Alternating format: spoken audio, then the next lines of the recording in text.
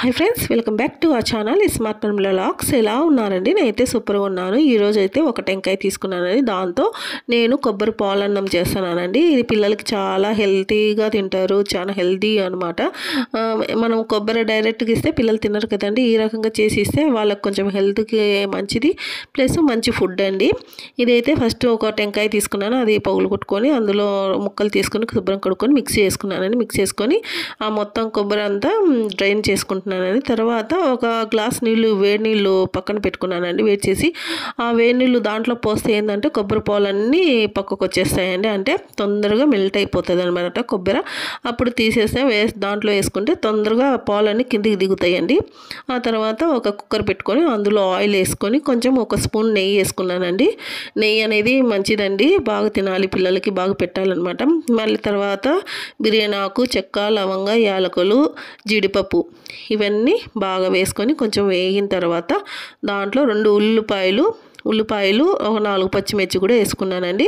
వేసి సిమ్లో పెట్టుకొని వేయించుకున్నాను అనమాట. ఎక్కువ వేగన అవసరం లేదండి, ఎందుకంటే అది ఏంటంటే ఇది పాలన్నం కాబట్టి ఎక్కువ మసాలాలు ఎక్కువ ఏం వేయకూడదు అనమాట. సింపుల్గా చేయాలి. ఒక స్పూన్ మటుకు ఇది అల్లం పేస్ట్ వేసుకోవాలి. అల్లం పేస్ట్ వేసుకొని బాగా మిక్స్ చేసుకోవాలి. అల్లం పేస్ట్ కొంచెం వేగేదాకా బాగా మిక్స్ చేసుకోవాలండి. ఇది ఏంటంటే పెరుగు పచ్చళ్ళలో వేసుకొని తినొచ్చు, లేదంటే ఆలు కుర్మా కర్రీ ఉంటుంది కదండి, మసాలా కర్రీ, అది కూడా వేసుకొని తినొచ్చు అనమాట. తర్వాత ఒక 2 టమోటాలు సన్నగా కట్ చేసుకొని అవి కూడా వేసుకున్నానండి. బాగా మిక్స్ చేసుకోవాలి. తర్వాత మనకు దానికి రైస్ ఎంత అనేది చూసుకొని దాన్ని బట్టి 2 స్పూన్లు నేనైతే టేస్ట్కి తగినట్టు సాల్ట్ వేసుకున్నాను. నేనైతే దీనికి 1 కప్పు రైస్, 1 గ్లాసు రైస్ తీసుకున్నానండి. దానికి తగినట్టు నేను వేసుకుంటున్నాను అనమాట.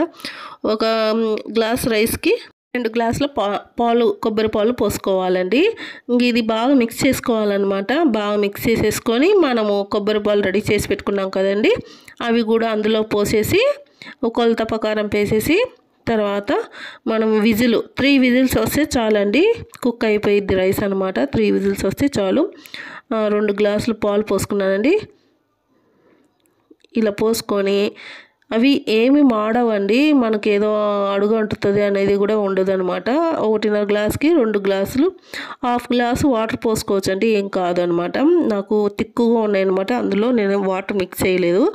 తర్వాత కుక్కర్కి విజిల్ పెట్టేసుకొని 3 విజిల్స్ వచ్చేదాకా ఉంచుకోవాలి. తర్వాత చూడండి 3 విజిల్స్ అయిపోయినాయి అనమాట. ఇలా రెడీ అయిపోయింది.